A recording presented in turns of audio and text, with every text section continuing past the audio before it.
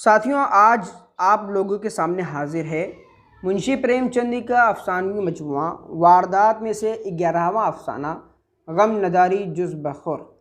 तो आइए शुरू करते हैं कहानी का आगाज़। इन दिनों दूध की तकलीफ़ थी। कई डेयरी फार्मों की आजमाइश की, अहीरों का इम्तिहान लिया, कोई नतीजा नहीं निकला।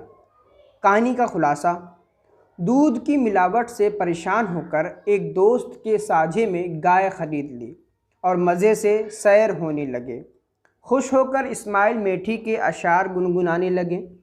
रब का शुक्र अदा कर भाई, जिसने हमारी गाय बनाई। ताज़ा दूध पिलाया उसने, लुत्फ़ हयात चखाया उसने। दूध में भीगी रोटी मेरी, उसके करम ने बख्शी सेरी। खुदा की रहमत है मूरत, कैसी भोली भाली सूरत। लेकिन रफ्ता रफ्ता उसके दोस्त के यहाँ से आने वाले दूध में भी मिलावट हो गई। रावी अपने दोस्त चड्ढा साहब से लिहाजन इसका ज़िक्र नहीं करना चाहते थे, इसीलिए बकरी के दूध का इंतज़ाम किया गया। लेकिन वो बकरी खाती बहुत थी। उससे परेशान होकर बोला, लोग न जाने कैसे बकरी पालते हैं। बकरियां पालने के लिए कुत्ते का दिमाग चाहिए। आखिर बकरी पालने और चराने के लिए 1 रुपये माहाना पर बकरी एक गड़रिये को दे दी।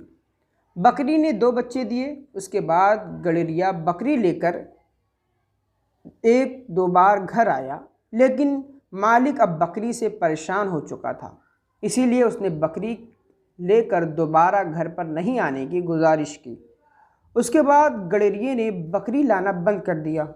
मालिक ने भी वजह नहीं पूछी।